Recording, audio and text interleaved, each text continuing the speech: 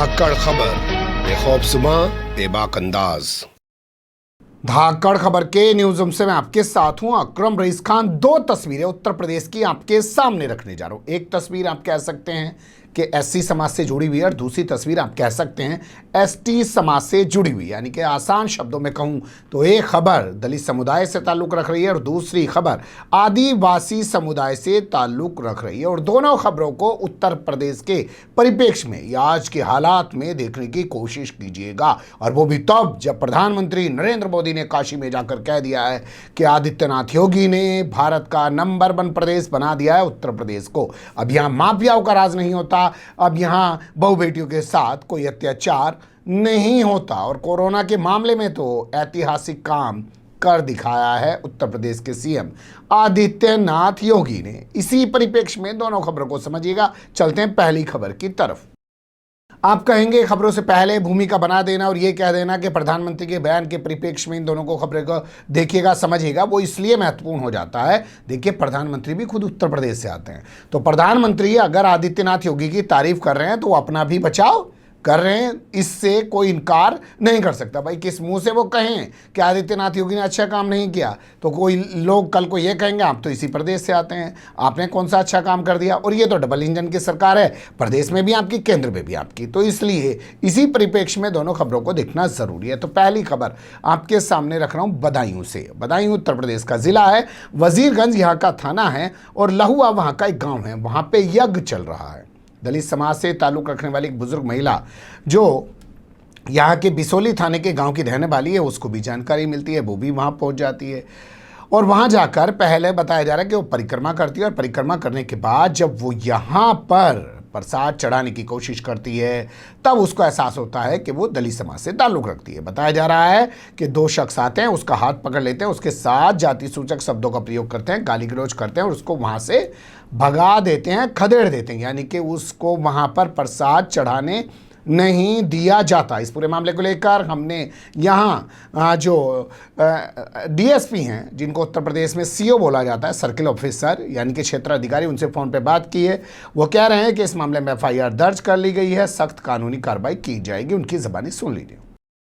Sir, मैं दिल्ली से बात कर रहा हूँ, पत्रकार अकरम रईस खान। एक खबर छपी है अमर उजाला में। जी बताइए। उसमें बताया जा रहा है वजीरगंज थाना क्षेत्र का एक गांव है लहुआ, वहाँ पे कोई यज्ञ चल रहा था।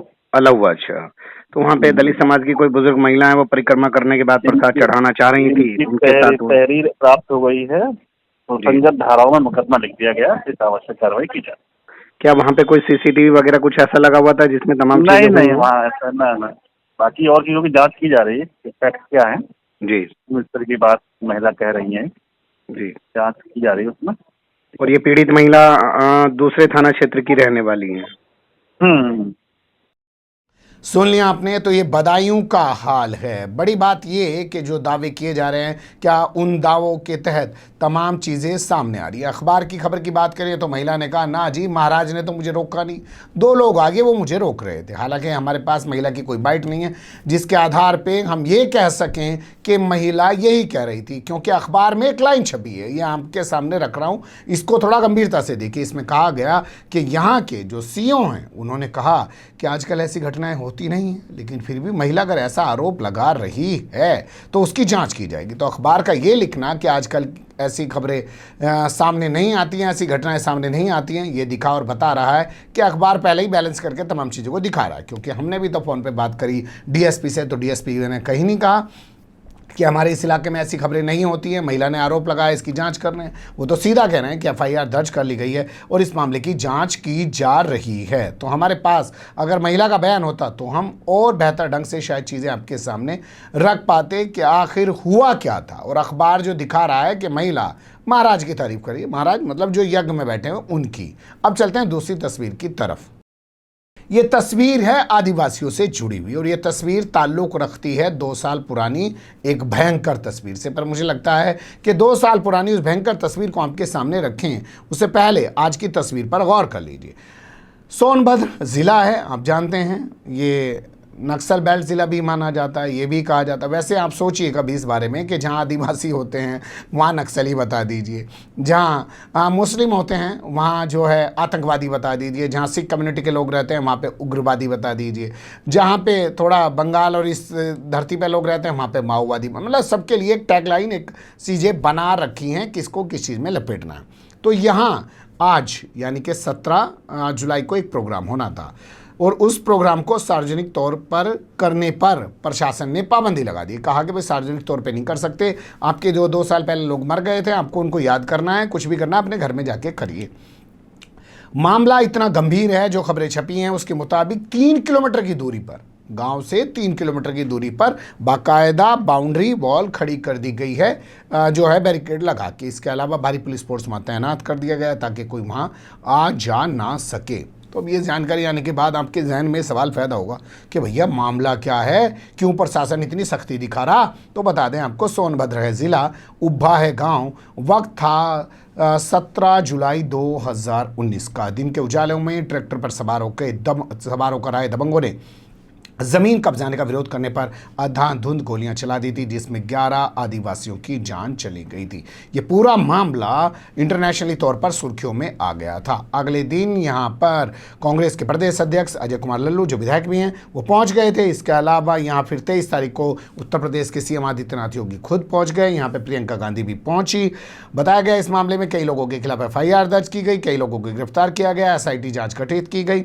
लेकिन उसके बाद से ये लोग हर साल बरसी मनाते हैं। तो पिछले साल कोरोना के चलते इनको बरसी नहीं मनाने दी गई थी। इस बार ये बरसी मनाना चाह रहे थे, लेकिन इस बार भी इनको बरसी नहीं मनाने दी गई। अब बरसी ना बनाने के पीछे की कहानी को जान लेते हैं। देखिए, आपको पता है ये उत्तर प्रदेश चुनाव की दहलीज पर खड़ा हुआ है और अगर इस वक्त आदिवासी समुदाय ऐसी बरसी मनाए जहाँ पे उसके 11 लोगों को इस बेरहमी से कत्ल कर दिया गया हो, कि अंधाधुंध गोलियां बरसाई गई हों और उनकी हत्या कर दी गई, और वो भी आदित्यनाथ योगी के राज्य में, फिर मैं कह रहा हूँ कि प्रधानमंत्री भी इसी राज्य से आते हैं, उस राज्य में कर दिया गया हो, तो ये खबर बड़ी बन सकती थी, ये खबर बड़ी हो सकती थी। इस खबर पर हो सकता है नेशनल ही नहीं इंटरनेशनल मीडिया तमाम अपनी रिपोर्ट लिख सकता था।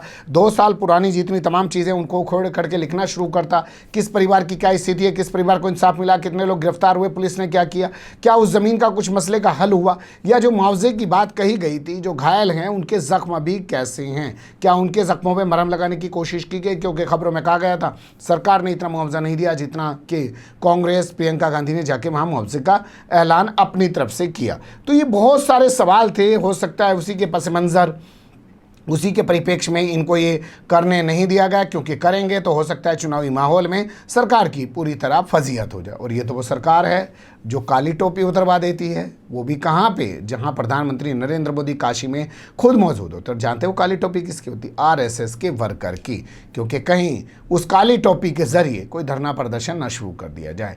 काले मास्क लगाए हुए लोगों को नहीं जाने दिया जाता, काली टी-शर्ट जैकेट पहने हुए लोगों को अंदर नहीं जाने दिया जाता।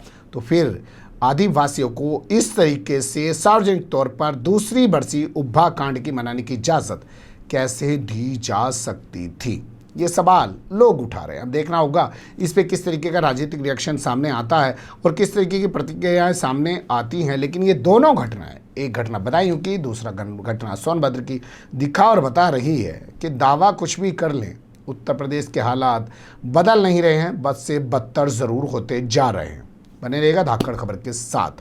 फिलहाल कमेंट्स के रूप में आप लोग अपनी राय दे सकते हैं, खबर को लाइक कर सकते हैं, चैनल को सब्सक्राइब कर सकते हैं, ज़्यादा से ज़्यादा हमारी खबरों को शेयर कर सकते हैं। फिर ऐसे ही किसी सुलगते हुए या उलझते मुद्दे लेकर मैं आपके सामने हूँगा हाजिर। फिलहाल अभी मुझे दी इजाज़त।